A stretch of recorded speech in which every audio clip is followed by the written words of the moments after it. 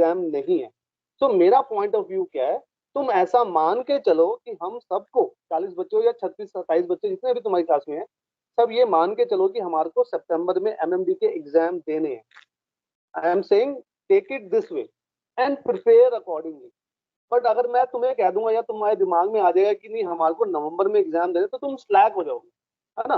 तो मेरा सिर्फ पॉइंट ये है, don't be slack, take take it as if you have to give the exams in the September month of MMD, ऐसा मान करके चलो। ये मेरा कहने का मतलब है। ठीक है, कुछ क्लैरिफिकेशन आ रही है? Yes sir. और बताओ, और क्या इशू आ रहा है?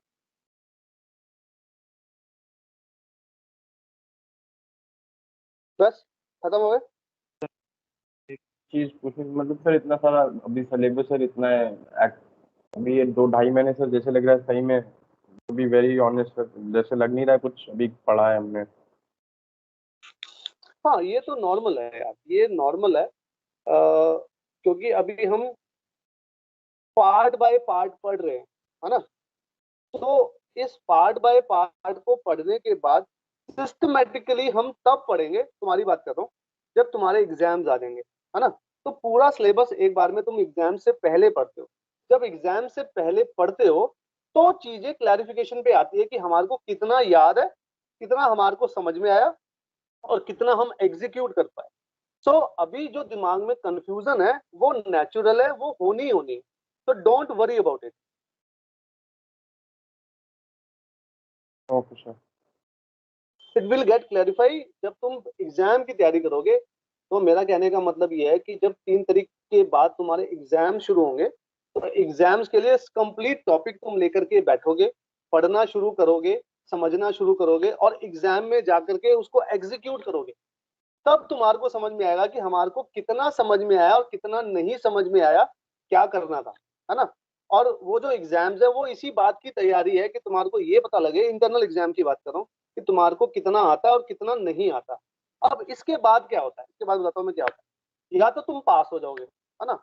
अब ऑनलाइन एग्जाम में पास हो ही जाओगे, जैसे भी होगे, वो तुम्हें भी पता है, मुझे भी पता है। उसके बाद जब हम तुम्हारे को पास आउट कर देते हैं, मोटा मोटी मोटा मोटी तुम्हारे को 20 से 25 दिन मिलते हैं एमएमडी एग्जाम से पहले, हमारे पास आउट के बाद, और 20-25 दिन एग्जाम से पहले एमएमडी के। वो 20-25 दिन बहुत क्रिटिकल होते हैं। अब तुम्हारे दिमाग में जो भी डाउट कनिष्क ने पूछा है, वो डाउट जो है ना, वो धीरे धीरे खत्म हो जाएगा जैसे तुम्हारे इंटरनल एग्जाम दोगे। और फिर तुम्हारे को समझ में आएगा हमारे को क्या नहीं आता, या हमारे को किस पे ज्यादा फोकस करना है। तो वो जो 20-25 दिन तुम्हारे को मिलेंगे एग्जाम से पहले, उसमें तरीके से सिस्टमेटिकली पढ़ाई करोगे तो सारे फंडे क्लियर हो जाएंगे। और जो डाउट आ जाएंगे हमारे से पूछते रहना, टीचर से पूछते रहना, and you will be thorough before your MMD exam. This is how it works out. Kanishk, कुछ कुछ बात समझ में आ रही है बेटा? हाँ सर। है ना। सो जो तेरे दिमाग में डाउट आ रहा है ना, वो नेचुरल है, it has to be there. So don't worry about it. वो इंटरनल एग्जाम्स के आसपास थोड़ा सा क्लियर हो जाएगा, और फिर जो 20-25 दिन मिलेंगे उसमें अच्छे से पढ़ाई करोगे। एमएमडी एग्जाम का थोड़ा डर भी रहेगा, सारे फंडे क्लियर हो जाएंगे। मोस्ट ऑफ द गाइज की मैं बात कर रहा हूँ, जो पढ़ना चाह रहे हैं, जो पढ़ेंगे। हाँ, जो थोड़ा सा हॉलीडे मूड में अभी भी रहेंगे, उनके फिर 2-4-5 अटेम्प्ट होते रहेंगे, and they will learn in due course of time. ठीक है, और बताओ।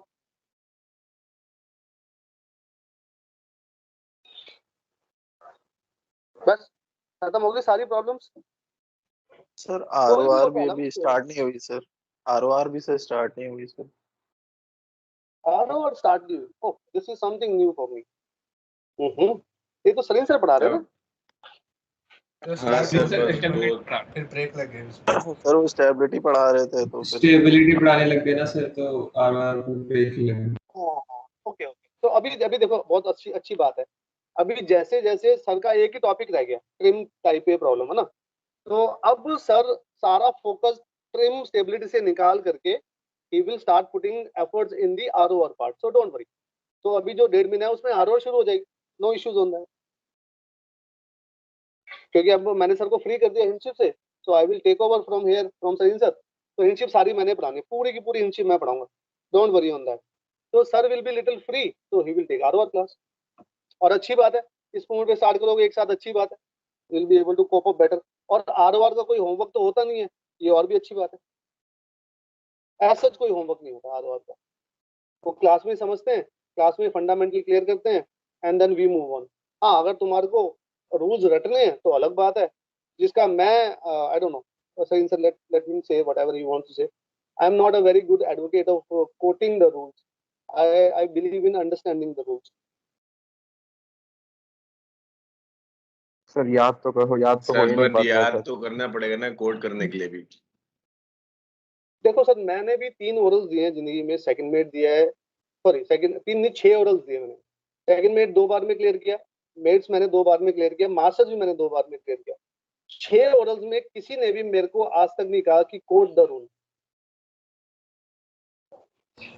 यही सर अच्छी बात है सर, बस एक्सप्लेनेशन समझ आना चाहिए रूल का। बेसिकली मैं भी और इनफैक्ट मैं आपको सच्चाई बताऊं तो हमने जब कैडेटशिप में थे, सारे रूल्स रटे थे, अच्छे से रटे हुए थे। बट सेकंड मेट में भी किसी ने मेरे से पूछा ही नहीं कि कोड करके बताओ, तो मैंने उसके बाद से छोड़ ही दिया कोटेशन करनी। हाँ, अंडरस्टैंडिंग ऑफ रूल सभी पूछते हैं, क्लैरिफिकेशन ऑफ रूल सभी पूछते हैं, सिचुएशन सभी देते हैं। So I have also gone through that. So I also believe in that. Only quotation will not help too much, but understanding of the rules will. है ना? तो मेरा भी पॉइंट ये है कि बाकी जो सलीम सर कहे फॉलो दैट। अंडरस्टैंडिंग, अगर वो कहते हैं कोटेशन कोड भी करो तो कोड भी करो, करना सीखो। और उसके लिए बेस्ट टाइम होता है कोटेशन का when you go for a freshen up in the morning, that time you learn all your quotations. Best time to learn, किसी चीज को रखने का सबसे अच्छा टाइम वही है। करके देखना, ट्राई दैट। हाँ, और बोलो।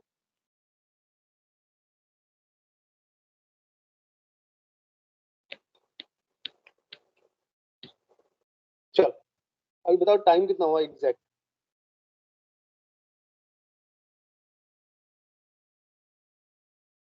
सर 10:55।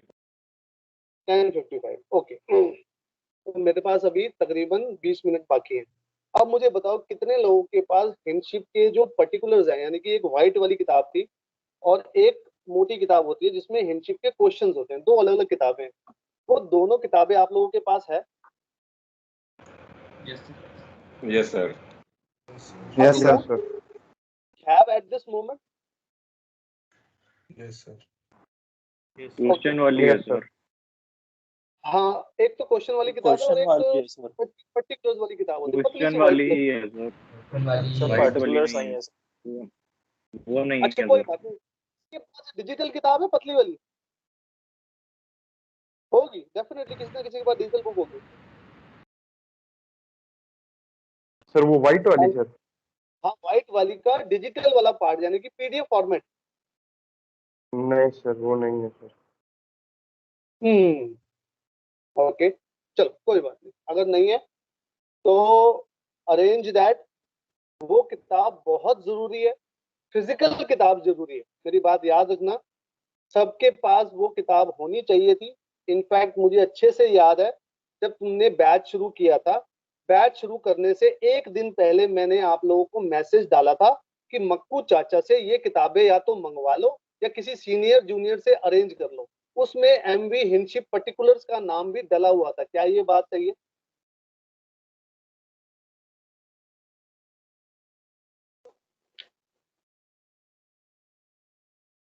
अरे अब कोई नहीं बोल रहा, क्या बात है भाई? चार्ट्स के लिए एक मैसेज नहीं डाला था कि चार्ट्स अरेंज करने हैं, चार्ट एल्मनेक 92 की होनी चाहिए, टाइट टेबल 92 की होनी चाहिए, एमवी हिंदशिप पर्टिकुलर्स होने चाहिए, आप लोग अरेंज कर लें। ये सब चीज लिख के भेजा था मैंने, और मैंने कहा भी यस था सर। अरेंज करके रखना। सर चार्ट तो सर, चार्ट भी सर बहुत लेट Yes, हम लोगों ने ऑर्डर किया था सर, क्योंकि मक्कू चाचा अवेलेबल नहीं थे। हाँ नहीं, वो ठीक है, मतलब अब तो मेरा कहने का मतलब वो 2.5 महीने हो गए ना बेटा, इट्स हाँ ऑलमोस्ट सर, 2.5 मैसेज मंथ, तो किया था। है ना? तो कोई बात नहीं, अभी भी कोशिश करो वो फिजिकल किताब सबके पास हो। अब कल मुझे क्लास लेनी है, तो मोस्ट प्रोबेबली कल तक तुम्हारे पास वो किताब होनी चाहिए, सबके पास व्हाइट वाली पर्टिकुलर्स की किताब, और फिर दूसरी किताब क्या कहते हैं, क्वेश्चन वाली। ठीक है, तो सब लोग कोशिश करेंगे कल तक वो ले लें।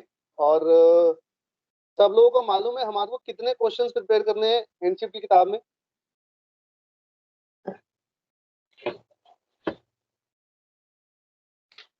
सर हाँ जी 77 कितने? सर 1 to 77 1 to 77 ये मैंने शुरू में लिखवाया था तुम्हारे को शायद, है ना? Yes sir. Yes sir Yes, sir. Okay चलो थोड़ी सी स्टेबिलिटी की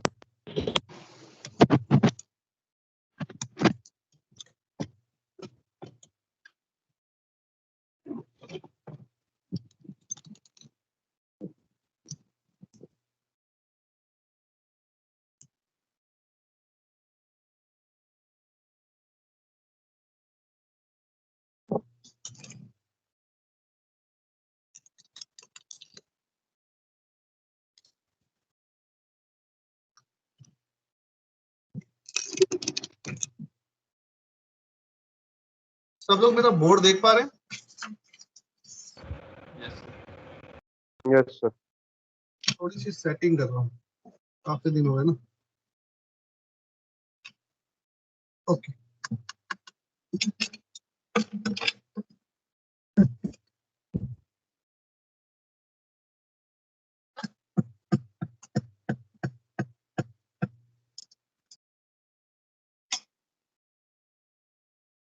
फ्रेंडशिप के अंदर में हम लोग question number 1 to question number 77 तक करेंगे मोटा मोटी।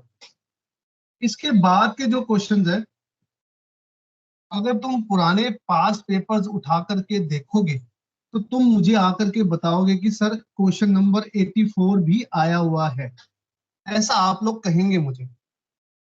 बट 84 का ना पार्ट क्वेश्चन आया हुआ है, जो कि क्वेश्चन नंबर 1 टू 77 में जो फंडा सिखाया हुआ है वही एप्लीकेबल हो गया, क्वेश्चन नंबर 84 का डाटा यूज किया गया।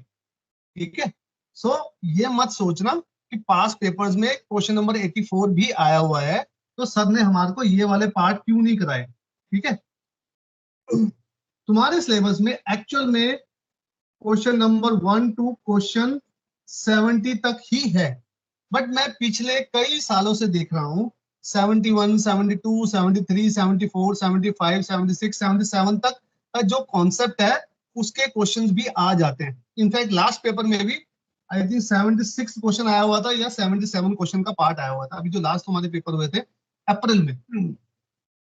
ठीक है, तुम लोग देखे नहीं होंगे।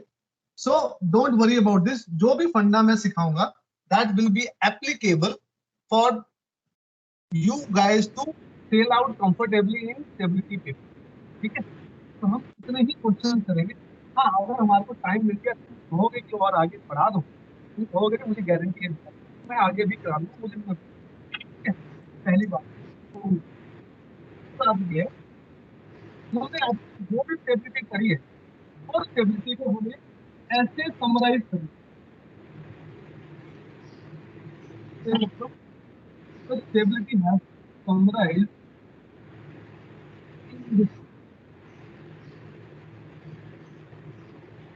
हमारे पास 3 डायमेंशन है, x axis, y axis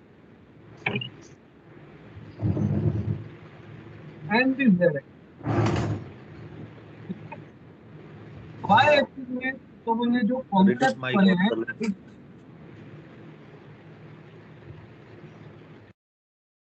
sir मेरी आवाज आ रही है आप लोगों को? हाँ सर आ रही है यस सर। पहले भी आ रही थी या मैं ऐसे ही बोलता जा रहा था? नहीं सर, आ रही थी। आ आ रही थी, रही बात थी समझ सर। में आ रही। तो हम लोगों ने जो भी पढ़ा है ना वो बेसिकली ऐसे पढ़ा है। वाई एक्सिस में हमने पढ़ा केजी कॉन्सेप्ट, केजी के बाद हमने पढ़ा केबी कॉन्सेप्ट, फिर हमने पढ़ा जीएम कॉन्सेप्ट, फिर हमने पढ़ा फ्री सरफेस करेक्शन। क्या ये बात सही है? हाँ जी सर। Yes sir. है ना? तो हमने ये सारी चीजें पढ़ी वाई एक्सिस के अलोंग।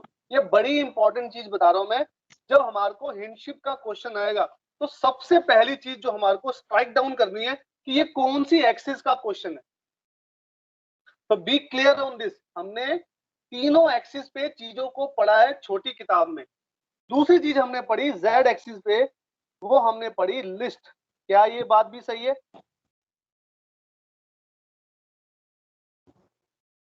Yes sir. काफी कम आवाज आ रही है, क्यों कंफ्यूज हो क्या लिस्ट के बारे में? लिस्ट जेड एक्सिस पे नहीं है, जेड एक्सिस पे कैसे है? चलो मैं समझाता हूं। भाई हमारा एक जहाज है, वी हैव अ शिप, है ना, अलोंग दी लेंथ यानी कि फॉरवर्ड टू आप हमारी एक्स एक्सिस है। क्या ये बात सही है? Yes, sir. Yes sir. और Yes, जो sir. बॉटम टू टॉप है, बॉटम टू टॉप, जैसे मेरा पेन मैंने अभी स्टैंडिंग पोजीशन में खड़ा किया है, बॉटम टू टॉप, ये वाई एक्सिस पे हमने केजी, केबी, जीएम, एफएससी पढ़ा था, हाँ या ना? Yes, sir. Yes, sir. है ना? अब अगर हम पोर्ट टू स्टारबोर्ड की बात करें, जैसे मैंने पेन अभी रखा हुआ है, पोर्ट टू स्टारबोर्ड, इस पोर्ट टू स्टारबोर्ड में हमने लिस्ट पढ़ी थी, तो list belongs to z axis, जैसा कि मैंने बनाया है। क्या ये बात सही है? Yes, sir. Yes, sir. है ना? Yes, sir. और लास्ट चीज हम जो पढ़ रहे हैं वो पढ़ रहे हैं trim, trim belongs to x axis. क्या ये बात सही है? Yes, sir. Yes sir. Yes, sir. Yes है ना? सर।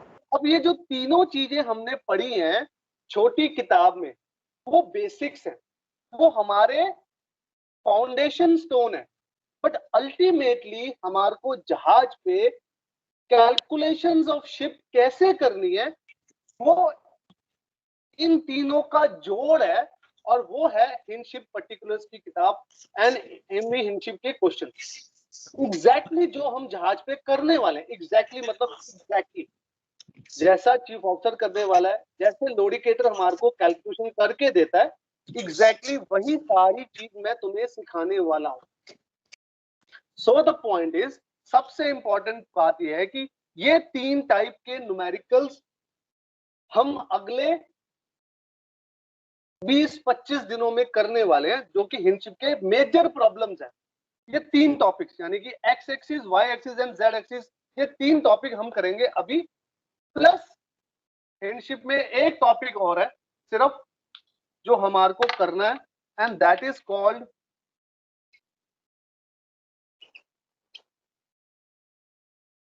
Load line. ये चौथा टॉपिक है जो हम हिंदशिप में करने वाले। सो टोटलिटी में ये तीन मेजर टॉपिक, और ये साइड टॉपिक, ये साइड टॉपिक क्यों कह रहा हूं मैं? मेरे को तकरीबन 5.5 साल हो गए हैं एआरआई में। I have been teaching stability from day 1। 5.5 साल से मैं स्टेबिलिटी पढ़ा रहा हूं। मैंने लोड लाइन का न्यूमेरिकल एग्जाम में आते हुए नहीं देखा है। आई हैव नॉट सीन, और I may have missed out also, that could be the case, but मैंने लोड लाइन का न्यूमेरिकल आते हुए नहीं देखा है। तो ये वाला पार्ट हम सबसे आखिरी में करने वाले। हम पहले इन तीनों पर ही फोकस करेंगे, और सबसे पहले हम इस पे फोकस करेंगे, ऑफ हिंदशिप।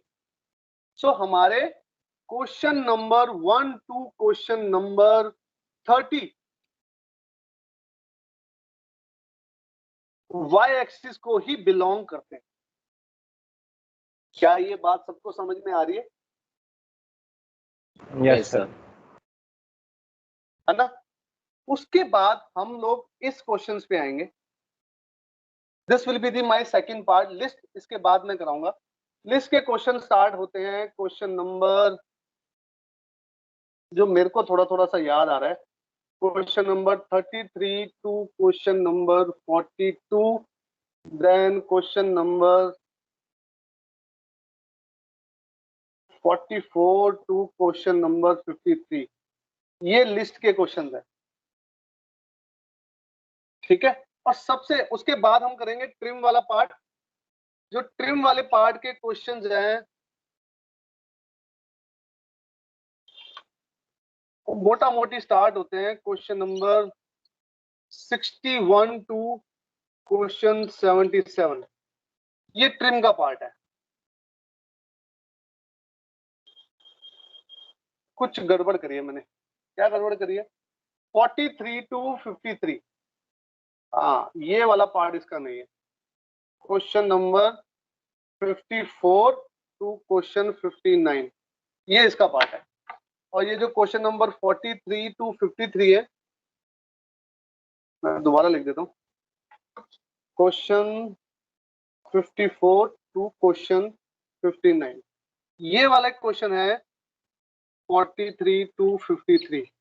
ये लोड लाइन के क्वेश्चन का, ठीक है, ये हम सबसे आखिरी में करेंगे। तो पहले हमारा target question number 1 to question 30 जो कि वाई एक्सिस के क्वेश्चन है, हमारे के लिए बहुत इंपॉर्टेंट है ये। जब हम क्वेश्चन पढ़े हिंडशिप का तो पहले ये आइडेंटिफाई करने का कि ये पर्टिकुलर क्वेश्चन वाई एक्सिस का है, जेड एक्सिस का है, एक्स एक्सिस का है, या कॉम्बिनेशन ऑफ एनी टू है। क्या बात कर रहा हूं मैं, स्लोली ग्रेजुअली मेरी बात समझ में आएगी जब हम चीजों को स्टार्ट करेंगे, क्वेश्चन बाय क्वेश्चन चीजों को देखेंगे। बट एक लाइन ऑफ थॉट दे रहा हूं मैं कि हमारे को सबसे पहले यही आइडेंटिफाई करना है हिंडशिप के अंदर में कि ये क्वेश्चन किस टॉपिक को बिलोंग करता है, और फिर हम मूव ऑन करेंगे। मेरी बात समझ में आ रही है? मेरी स्पीड ठीक है? Yes sir. Yes sir. चलो यहाँ पे अपनी क्लास में खत्म कर रहा हूँ आज की। कल I want everybody to have हिंडशिप पर्टिकुलर्स, स्पेशली 3 चीजें मुझे तुम्हारे से चाहिए। एक हिंडशिप पर्टिकुलर्स, एक बड़े वाला स्केल, लंबे वाला, छोटा वाला नहीं, I want a big scale, लंबे वाला, और एक साइंटिफिक कैलकुलेटर तुम्हारे पास है, स्केल भी तुम्हारे पास है, और हिंडशिप पर्टिकुलर्स भी होनी चाहिए। ये 3 चीजें स्पेसिफिकली तुम्हारे पास कल होनी चाहिए, एक नोटबुक और एक पेन के अलावा। ठीक है? Am I clear on this? Yes sir. Yes sir. तो फिर कल मिलते हैं with all these things in place. जो भी मेरा पीरियड लगा होगा वहां से हम अपनी हिंडशिप की जर्नी शुरू करेंगे। बहुत आसान है हिंडशिप, बहुत आसान है, इट्स वेरी वेरी इजी। जो हमने छोटी किताब में पढ़ा है उससे भी बहुत आसान है, तो don't be scared about it. अगर जो भी पहले प्री नोशंस हैं काफी आसान है, और जहाज पे कैलकुलेशन हमने वैसी करनी है, जहाज की कैलकुलेशन बहुत ही आसान है, it's even easier ship calculation. ठीक है? बट उसके लिए हमारे को एक माइंडसेट बनाना पड़ेगा, चीजों को समझना पड़ेगा, और थोड़ी सी प्रैक्टिस करनी पड़ेगी। Be serious from tomorrow. थोड़े बहुत मजाक भी हम करता रहेंगे क्लास में, ऐसा कुछ नहीं है, बट यस क्योंकि टाइम कम है तो will try and utilise more time. मैं होमवर्क भी देने वाला हूँ, मेरी बात याद रखना, हिंडशिप के नॉर्मल के हर रोज के मैं होमवर्क दूंगा तुम्हारे को, और तुम्हारे को होमवर्क करना भी पड़ेगा, याद रखना। So there will be homework from tomorrow, be prepared for that. ठीक है? चलो, किसी को कोई बात करनी है? Anything else? Otherwise we will finish the class here. No sir, thank you sir. No, sir. No, sir, Thank you, thank you, sir. Thank you sir. Thank thank you sir. You sir. Thank you sir. Thank you sir. Thank you sir. Thank you sir. चलो bye bye.